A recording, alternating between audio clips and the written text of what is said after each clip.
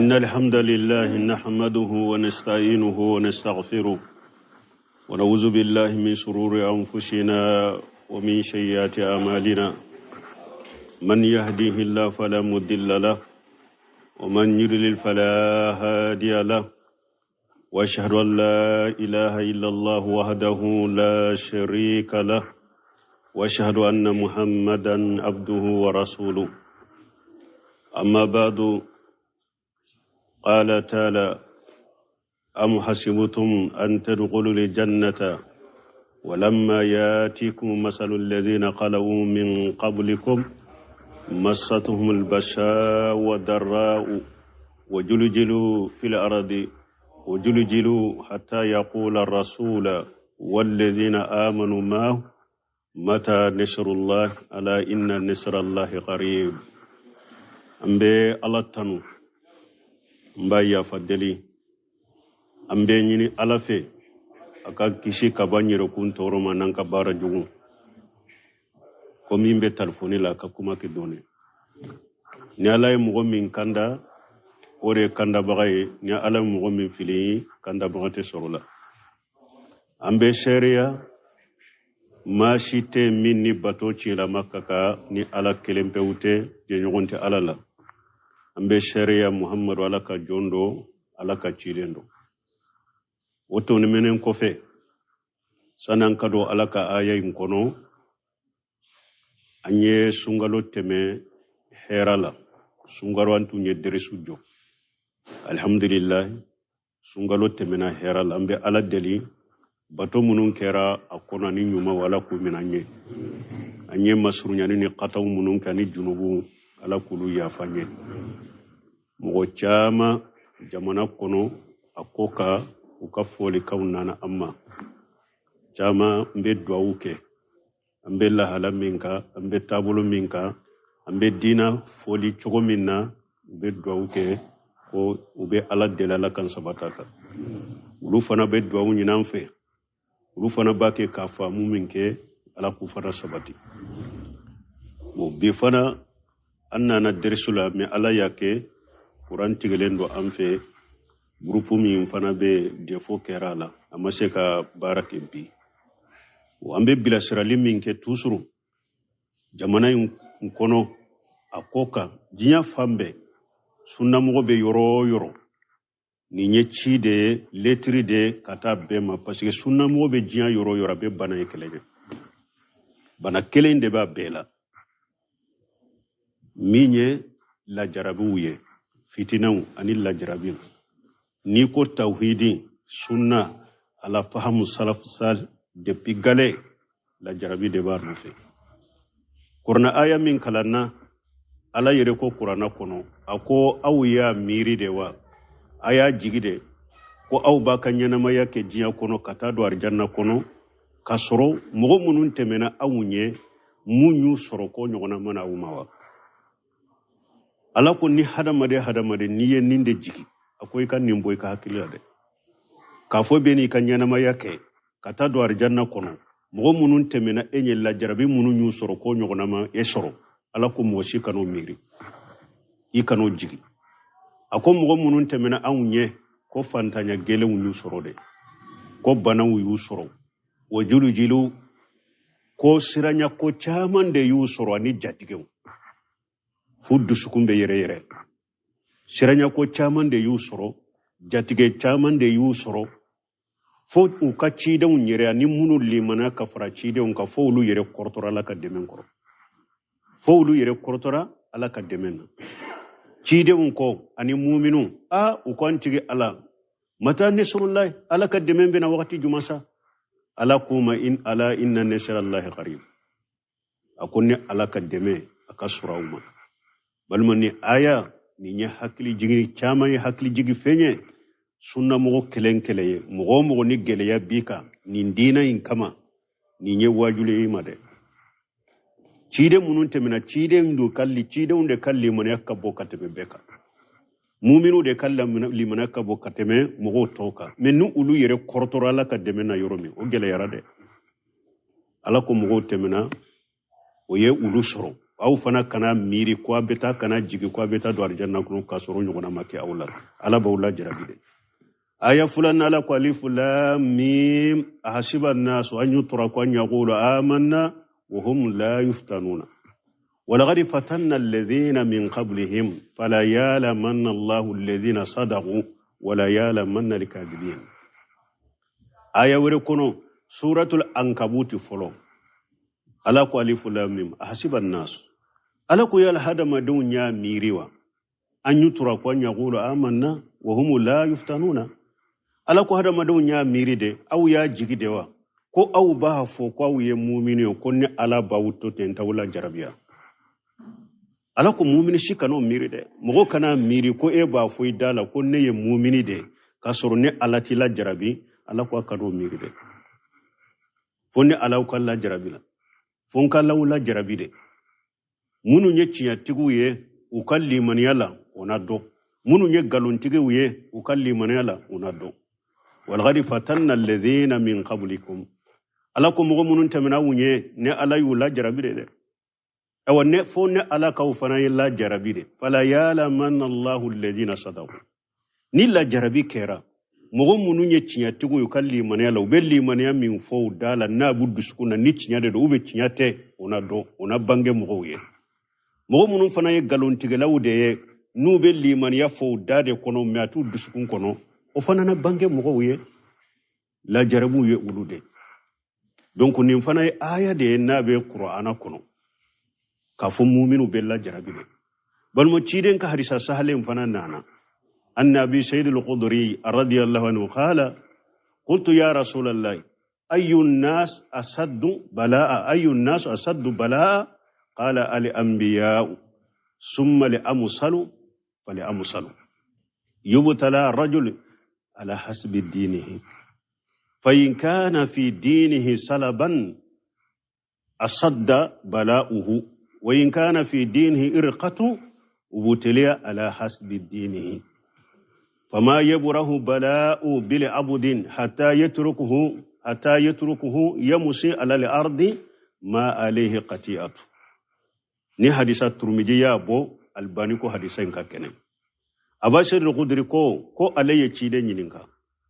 ko hada madawun nawo ala be balawu jigi mo duman ka katime be ka hada madawun jon ka balawu ka gele hada madawna balaw gelembe jon soro kateme beka ciiden ko nabi nyuma ako balaw gelembe nabi nyuma de soro kateme diam mo beka ciiden ko no boray ale amsalu fale amsalu liman yawni dinaw ka giri nyogo nye chogo me balaw fana ka giri o chogo de la kata min kal liman ya ka giri e fana kal la jarabi be giri ya kateme mo ka e kal liman be min ka dina ka giri e fana kala jarabe bunya kateme mogoka min ni ka dina ka girinoe hadisa en kono ciden ko ala be hada maden kelen la jarabi ni ka dina hakede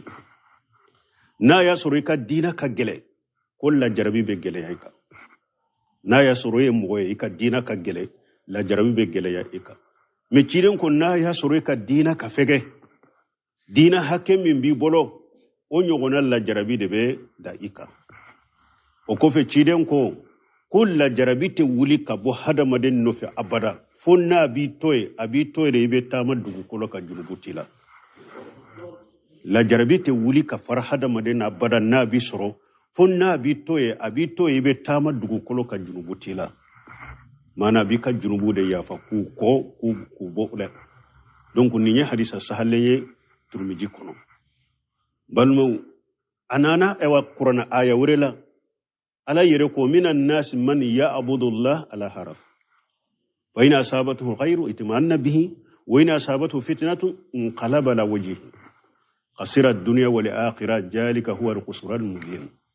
ala ko qur'ana aya kono akon mogo do be ulube ala batonu ukerede ube dina kono nu kerede ushendo be dina kono ushendo be dina kenema ulu tigira mogo ni la jarabi yusoro ni hera yusoro dina kono nunun tigila mogo nu hera yusoro dina kono ube sabati dina kono ni hera mi yusoro nulu be lafiala ube hera la ube sabati dina kono ni hera inde hera mi mbuka me ala ko ni la jarabi fitini yusoro doro be sagi ulube bo ulubu shembo wala kun nunun tigla mogo qasira dunya wal akhiratu zalika huwa al qusran mubin akon nunun tigla mogo ku peredila jiya anil akhira ko de peredi fana peredi bin bangalende do ayawre kun ala ko minan nas man yaqulu amanna billahi fa ija ujiya fillahi jala fitnatan nas ka jabillah alako mogo do fana be de ulu ba fo alli manani alaye u ba fo da kono ulu li manani alaye men ni mogo yu toro doni dina kono doro ube hada maden ka tora ke komi alaka lajaba ube shira ube dina minyere la ube minyere fo ube voila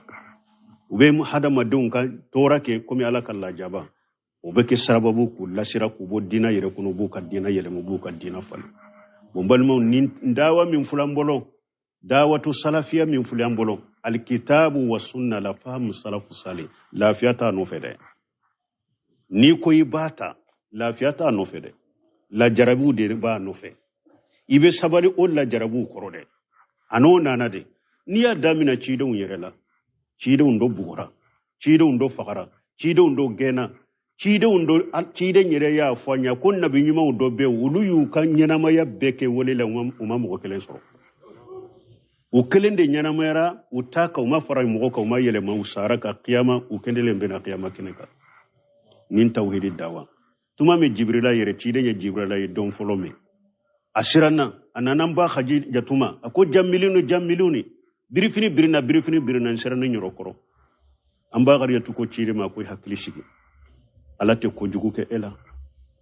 ebe hinna fantawuna ibe hinna le atimula ibe shinjitu ibe ko gelewunke alate ko jugu kila me ye minye ambeta mbinanke do be mbinanke de woro khatu bin nawfal ale chokorbay abe ko chaman kalama ankata ye minye ifa foy amba khariyatu ani ciden tara woro khatu bin nawfal fe amba khariyatu binanke dende woro khatu bin nawfal ciden fana woro khatu bin nawfal balima ke dende ciden utara amba khariyatu ko ako ya buna ammi ako binanke de ako ewa ibalima ke denke lame aye minye akafuye woro khatu bin nawfal chokorbadero arabu dero me atele nasara dina de kala tundo nan nasariya de la ayen nasara dina kala tuma mi cide nye jibrila ye chokomi aya fo aye ako haja namusul lejin najala musa wa isa warakatu bunna faliko uluba fo embereninka uba fo jibrila de ma ko namus ako jibrila min jigina musa ka ani isa ku ken nabi nyumay o de bena yima ibena ke cide ndenye men ne ba kanu don min ni kan mugo bi laboya akan ne soro kamalen koroye nimbi deme ndambela ciden ka bakura ninna parce que makan kaw yere tumbe ciden bonya chogome fo kama Muhammad Lamin harun no ka khalifa femmi bu boro bebeta khalifa ciden defe o dalen bala bonya lembu fe bonni afora ko dondo bena uba ko bebla kontula ko ba ge ka bon maka o balla ciden na ako awa mughrijiyahum akun ubenne boya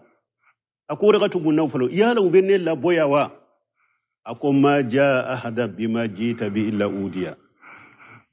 ako ibena boya koy ubeni ge ka boya munna akum ini min ba fe kana uma mo shina mana mo manumi ko ini min bena mo shina nyogona mana ni mako ibe kokoy ubi bili contrôle ubi ge ka boya mais ado ba soro ki soro kamalen koroye nimbi deme amma me wori gatu na ufali afatura cide maci alenyana ni ye sahiru ye munye ka fo ni ndawa tauhidi ala kelim pew ka bato foy kana bato ka fara alaka minye ladaw fakuru shiraw moke shiraw ukabila tugulika ke ala tako ina teta yoroshi ni mugo bi kanu atesika kede mugo be bili contrôle ibu kode alla yo fo ayawre kuno وكذلك زالنا لكل نبي عدوا من المجرمين وكفى بربك هاديا ونشيرا ala ko cide ma tuma mi cide nyire mo bilala contrôle abe kono na fili abe dusu kasi ala ko cide man ni ma damina ila koy nabi nyuma na juma temena ne ala ye jugude ko la cide kilawla ekelente koy nabi nyuman na juma temena ne ala ye jugu de kula tinyali kela u do de kera u jugu ye me wasani ala ye itige ala de ye kandali kela ye itige ala de deme bagay I wasado ala la ni ma damina ila ayawren la ala ko wakazalika zarina li kulli nabiy adu wasayatin li insi wal jinni yuhi baduhum ila bari jughrufa al qawla qururan ala ko cide ma yawre kuna ko abo chogo kelene da min bake ka keila ikelente koy na nyuma na nyuma temena ne ala ya hadamadin shaytanu ni jinna shaytanu do de ka juguye nu o hadamadin shaytanu ano jinna shaytanu nu be kuma masirilew nu be u wahaw kana ubo o fo nyogo nyeku wahaw ke kata nyogo ma ka nyogo marasa doro wala mbalumo ni ye cide un yere taye cide mbe segena de abe konna de u ka be ma u ya fato ya fo abe ukuma donkili danawdo kulo dum go dabalile wondero kulo dabali kelawdo ukuma ko sinji tegelawdo nimbe fora cide un ni ndawa yin koso makami alikaba min korola ye hakili sigiyoro kateme yorobeka dondola ka ciden sujuru totoye kafiru yaye aye sujuru be ko karasa ka nyame ajigina kunu nyame dembora foroko minna nogo min bala na nyama na jisalaka dombe se ka tata kanade do tarata kana wu fili cidenga asujuru to mogo shite min be se ka gira la fana ku nyoni ka boka kafiru jodo be yele fu be talo adem muso fatumata o ya soro fitin wode nana kunye ni kabo ciden ka sefa ayu danga de pay dangali damina derbe ya dade tay tumama tara tayfu kata ko abu wele kana la ilaha illallah ala kele bantem ala kelem kem ko kabato ye fendom baliw ani demishenu yode bilat cidema kabakuru demishenu kera shira kote fula de late ciden tamato drobe kabakuru bo ala dro fo asamara shen fora jolila ni aywa farikolo kabakuru be farikolo tige jolibe suru fo asamara shen fora jolidela sallallahu alaihi wasallam nin kera ciden na nindawa in kama me ama bilade asabatira kade nin ciye munye geleya mo ko sunna bi abejiya yoro geleya ba beka la jarabi ba beka ibe min ta kalama ite min ta kalama mogo ko ni sunna de ko ni salafiya e wa dawa de ko cinya de ka fo dinala atigibe yoro balawu baka la jarabi baka geleya baka o fo anka sabati de anka do ko la jarabi ye mogo soro awunye munun kawso awunye ni e wa cide unta borala shebau u shegena koy ni ndawa shebau shegena de dawa inale uyu joli de diku niunde diku kana folodi awunju shigilem fulo odeka nin tawhidi ni ndawa ni sunna ani nin tabolo shebau joli de do uyu joli de diku niunde ku na folodi ka karu ka demba yawla awunye asoro awunana asoro kad amina cide na sallallahu alaihi wasallam ka jahadu o teminen ko fe tabino shayd ibn musayyib adallaka bugo madina shayd ibn musayyib bugora nin dina in kama imamuna malik bugora nin dina in kama ni sunna sabatir malik bugora ahmad ibn hanbali abugora do nakasola nin dawa in kama shaykhul islam ibn taymiya adonna kasola sara kasodela fen wore tew amma mo shikan na folodu mi ka tauhidi sabati ka sunna sabati ka bidiya kele bunte mi asara ode kasola bidiya keleli Muhammad ibn Wahhab tumami ajorani tauhidi welela fana ya soro jinya ciyana nin chogodela am fle ka nyana moya chogo mi de fuka haw kacha tawsir kala kacha luga kalamba kacha na haw kalamba kacha rabu kan domba kacha mi fulan ka foya be dina la bidiya be dina la karamu bawbe Muhammad ibn Wahhab fana nan wotile de la me karamo munun tumbe be bado ka fo tauhidi de dina cien sunna de dina cien me geleya min bara tora min bala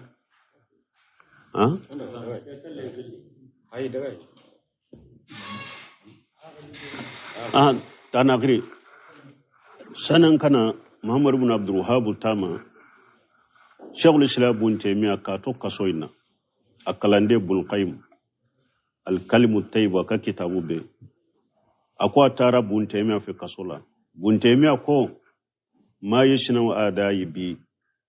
jannati wa bustani fi shidri akon ne ka jugu ba fe ka mun kenela ne ka rijanna nkan na go foro afulen disila waye jumaye aka doni ni limana mimbe tauhidi mimbe limana mimbe ne ka arjanna so bin disila in ruhitu fahiya mai la yufariquni nin tara yoro afara lembe ka tim fara nyogonya inna habasi qalwatu akonu yo ale do kasola obe komi fere de dira ale mabatola konu ya ale do kasola ko abe komi ya ale la fere de akabatolo da wa inna ikhraj min baladi shiyahatu konu ya ale ge kabo aka dugula ko abe komi ale be shiyahadi la katama dugu koloka katashike kamiruke wa inna qatli shahadati konu ya ale fagawe ale masuidi suyade mana fambe perditale ale tara yoro ale na kari janna so abaka dishikunu minya katta widina kalimana na kadoni kaso donya ale ma ferede kallan kolonya kalla fere Allah batoma geni ye ale ma shiya hade dugu koloka ale ka fagali o ya ale ma shedu shiyade munciyana shamsila buntemiya bun qaymu ko yenninde foye bal mo kofe Muhammad ibn Wahhab ta aya soro doni ke bawo be jiya kono komi sisa jiya faale ndo doni ke bawo la chogomi me wuye lafiya bila tauhidi welelinye ukal lafiya anu ka jiya antre anu ka jiya joyoro uyo makara ko bila welel tauhidi welelinye parce que degunde bala gele yade bala bo Muhammad ibn Wahhab fana wakata ko te nyala ale fana ya kundo gele yakoro ka tauhidi dawata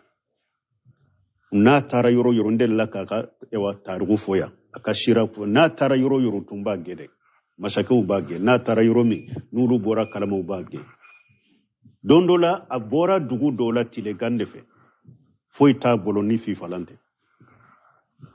kuba faga tile gandre abora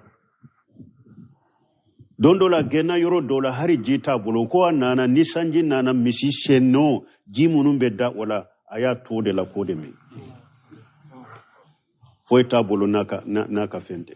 fi falate na ba yere fi fana shira la kata Muhammad ibn Abdul Wahhab fo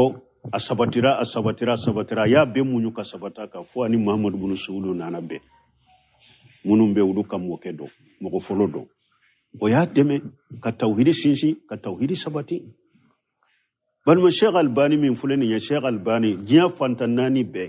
Sheikh Abdallah Bumbaji della kan yininka aka hadisa don bagayala Bumbaji ko alete mugodo dugu ewa samfila koro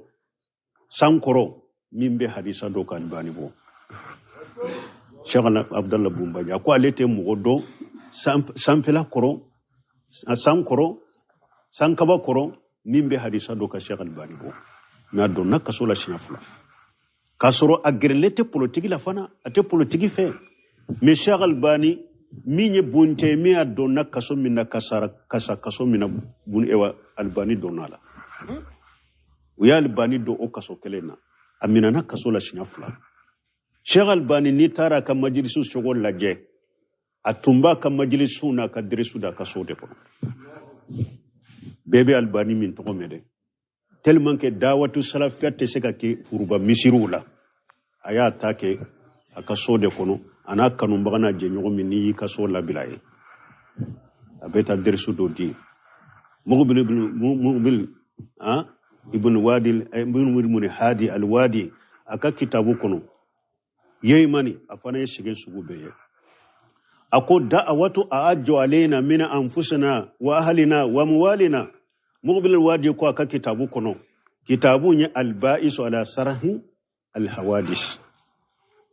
nimuro biduru ani wolon fulanna akon nin dawatu salafiya min fulen nya kabambolo katemanyire kunka akabambolo katemanka dembaya ka kabambolo katemanka nafuluka o mustaiduna anna kula wala turaba akwalla benendo fana ha alla benendo kanin dawal la sede harin nan beta bogodedu harin nan beta bogodedu akwalla binendo harin nan beta ambe bogodedu ambe nindawa kade la naquna dinana wala baladana antanka dina janfa antanka dugu janfa wala ne talawana akwante ke kuroli chamantige fana antanka dina janfa antanka dugu janfa ante ke kuloru chamantige fana ako atalawun laysa min simati ahli sunna kuloru chamantigiya ako sunna mugo katama shede sunna mugo haqiqate kuloru chamantige bi ko sunna mugo yennin fo bi sini atara atanafo sunna mugo yennin ke dina labbi sini atara tanaka wote sunna mugo yekoy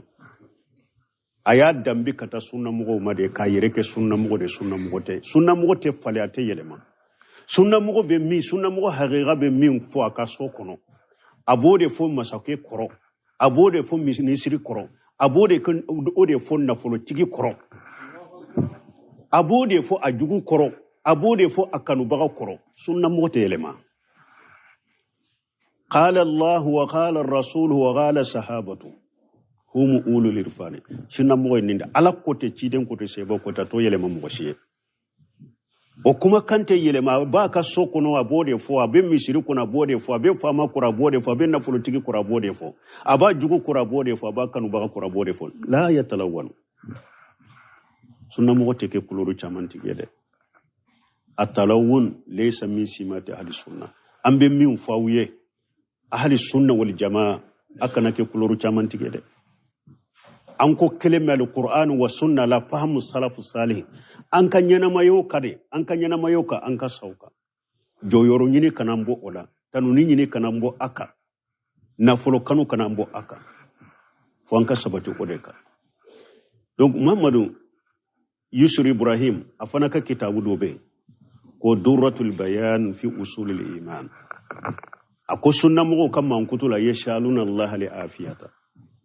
ako sunna mugo kam mankutu de kulu bi ala deli wakati be lafiyati la wala yataraduna li bala sunna mugo ta yere fili balaw kono sunna mugo te fitina mugo ye ko sunna mugo tu yere fili balaw kono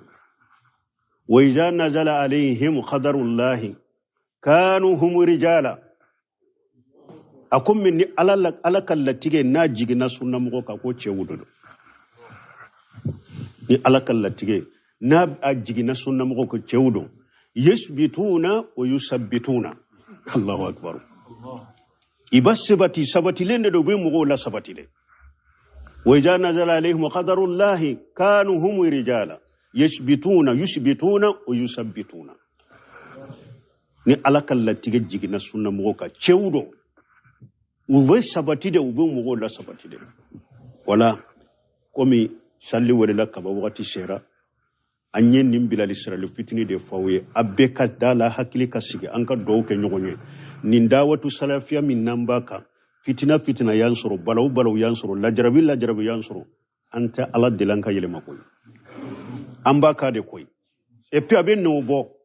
mughbil wadi ya fofana akum mugo kakuma ben no to mugo wula ko fitina be bonya ure ka tora be bonya ure ka ube ede dego ka fitina chaman ni ewa tora chaman ta ki segere parce que ubaro ika kuma ba ke ka nobo an ka dawa min fulani nye jamana yin kono akoka naka abake ka node de bokoy foy kele tan no fenni wote men inshallah wante ile makoy jama misiri amma ko tolaw antum be jama misiru la kamode nafa wallahi palasi wira nan nela palasi jamana yin kono ton min tara ni no fenna faranka palasi wira nan lela ulu palasiw kabo joyoro kabo nafa kabo kateme jama misiri nunu kan kontala mogo munun be do ba kalama uyen togo sebe nyema ya wula yoro dola ko itogo saberare bede ko itogo kasabate sanse fana ibeke ni nyema kontala nte joyoro nyini naye nte palasi nyini naye nte do tonna ayen to krefen kasilama unafa ewa inshallah mbode ka ni ala sonna beke ka hakli sigi beki hakili sigi aka duwaw kanye ala kan sabati ante yelema ante ala deli yelema ni da koy sunna mugo katta man site yelema ni ante ken no shiye ni ala sonna ni dawati salafiya fo katan sambaka ila sonna ante yelema koy fo itan yelema ko munum bake kaka nan tado finye yere wulila antado ko finye yere wulila ko kera mugo ko aka girin ne anya be aya wula min kera shewa cidew nya bala min kera sebo nya ya nyere de bake kakala min kera e wadawatu salafiya mo la karamo la amba be kalama ni saudiya yerete aye jate minake jiya jamana be nu ko che min be ko abe dawatu salafiya la nata ka soko na ba yere ka misiro kono atenya hurba misiru law ashite furuba misiru la iba sura ba yere ka soko no uba ba ka misiro kono ewa ni ala sonna la kan sabati lenso akana yere de aye sabati komi kulu ambe nin kare fo ala kan saka assalamu alaikum warahmatullahi wabarakatuh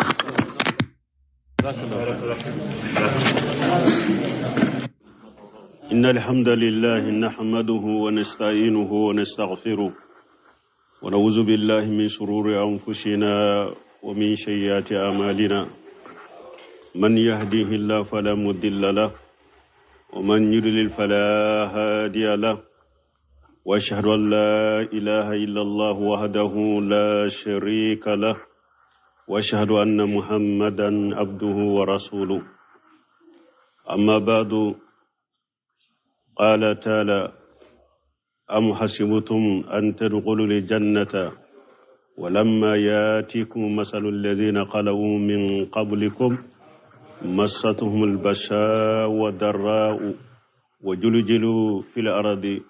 وجلجلوا حتى يقول الرسول والذين آمنوا معه متى نصر الله ألا إن نصر الله قريب أمبي الله تنو mbaya fadeli ambe nyini alafe aka kishi kabanyiro kun toroma nan ka bara jugu komi mbe telefoni la ka kuma ki doni ni alay mugo min kanda ore kanda bagaye ni alay mugo min fili kanda bagate sorola ambe sheria mashite minni bato chila makaka ni ala kelempe ute je nyogonte alala ambe sharia muhammadu alaka jondo alaka chilendo woto ni menen kofe sanan kado alaka aya inkono anye sungalo teme herala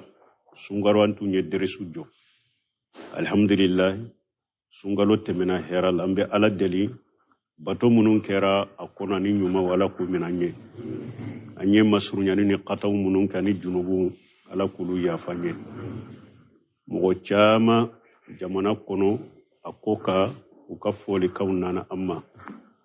chama mbe dwauke ambe la hala minka ambe tabulo minka ambe dina foli chogo minna mbe dwauke ko ube ala delala kan sabataka ulu fana be dwawu nyinamfe ulu fana bake kafa muminke ala ku fana sabati mo be fana anna na dersula me ala yake Quran tigelendo amfe grupu mi fana be defo kerala amase ka barake bi o ambe bila sirali minke tusuru jamana kono akoka jinya fambe sunna mo be yoro ni nyechi de letri de kata bema parce que sunna mo be jinya yoro be bana ekeleje bana kelende ba bela minye la jarabuye fitinaw anil la jarabin ni ko tawhidin sunna ala fahamu salaf sal depuis gale la jarabi de bar nufe qur'an aya min kalanna ala yere ko qur'ana kono ako awya miri de wa aya jigide ko aw ba kanyana maya ke jiya kono kata do arjanna kono kasoro mogo munun temena awunye munyu soro ko nyogona mana umawa ala ko ni hadamade ni ye ninde jigi akoy kan nimboy ka hakila de ka fo beni kan yana ma yake kata do arjanna kono mogo munun temena enye la jarabi munun yu soro ko nyogona ma e soro ala ko mo shi kanu miri i kanu jigi ako mogo munun temena awunye ko fantanya gele yu soro de ko bana yu soro wo jilu ko siranya ko chamande yu soro ani jatige fuddu sukumbe yere siranya ko chamande yu soro jatige chamande yu soro fo u ka chide un yere ani munu limana ka fara chide un ka fo lu yere kortora la ka demen koro fo lu yere kortora ala ka demen chide un ko ani mu'minu u ko antige ala mata nasrullah ala ka demen bena wakati jumasa ala kuma in ala inna nasrallahi qarib akonne alaka deme aka surawma balmani aya ni nya hakli jigi chama yi hakli jigi fenye sunna mo kelenkele mo ni gele ya bika ni dina in kama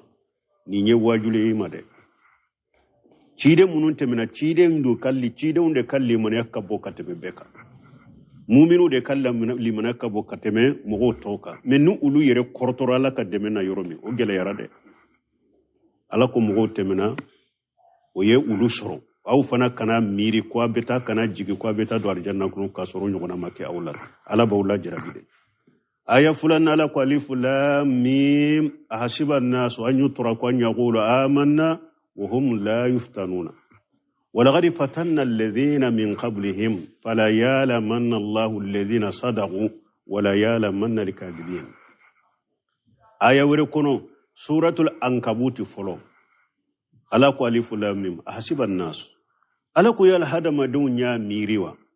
an yutura ko nyaqulu amanna wa hum la yuftanuna ala ko hadama dunya miride aw ya jigidewa ko aw ba fo ko aw ye mu'mini ko ne ala bawto ten tawla jarabiya ala ko mu'mini shikano miride mo kana miri ko e ba fo idala ko ne ye mu'mini de ka soro ne ala tila jarabi ala ko kado miride fo ne ala ko la jarabila fo ka lawla jarabide munu nye ciya tigu ye u kalli maniyala onado munu nye galon tigu ye u kalli maniyala onado walghadi fatanna alladhina min qablikum ala ko mo munun tamina wunye ne ala yu la jarabide de awa ne fo ne ala ka ufana la jarabide fala ya'lamanna Allahu alladhina sadaqu ni la jarabi kera mo munu nye ciya tigu yu kalli maniyala u belli maniya min fo dala na buddu sukuna ni ciya de ube ciya te onado ona bange mo ye mo munun fana ye galon tigelaw de ye nu be liman ya fo dade kono meatu dusukun kono o fana na bange mo ye la jarabu ye ulude donc nin fana ye aya de na be qur'ana kono ka fo mu'minu be la jarabi de bal mo ciden ka hadisa sahalen fana nana annabi sayyid al-qudri radiyallahu anhu qala qultu ya rasulullah ayyun nas asaddu balaa قال الأنبياء ثم لأمثل فلأمثل يبتلى الرجل على حسب دينه فإن كان في دينه سلبا أصد بلاؤه وإن كان في دينه إرقة ابتلي على حسب دينه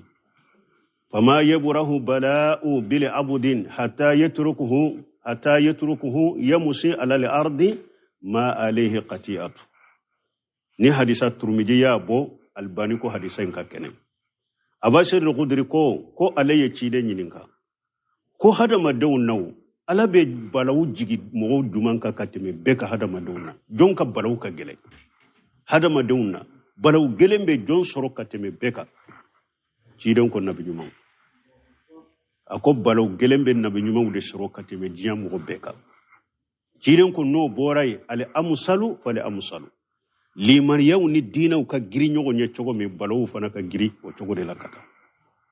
min kal liman ya ka giri e fana kal la jarabi be giri ya katime mogoka e kal liman be min ka dina ka giri e fana kal la jarabi bunya katime mogoka min ni ka dina ka giri noe hadisa en kono ciden ko ala be hada maden kelen la jarabi ni ka dina hakede na ya suru ka dina ka gele ko la jarabi be gele ya ka na ya soro ye mogo ye ka dina ka gele la jarabi be gele ya ika me ciren ko na ya soro ka dina ka fege dina hakke min bi bolo o nyogona la jarabi de be da ika o ko fe ciren ko la jarabi te wuli ka bo hada maden no fe abada fo na bi toy de be tama dugu kolo ka junubutila la jarabi te wuli ka far hada maden abada na bi soro fonna abitoye be tama dugu kolo ka junubutila mana bi ka junubu de yafa ku bole donc ni hadisa sahalenye turmiji kono balmo anana ewa qur'ana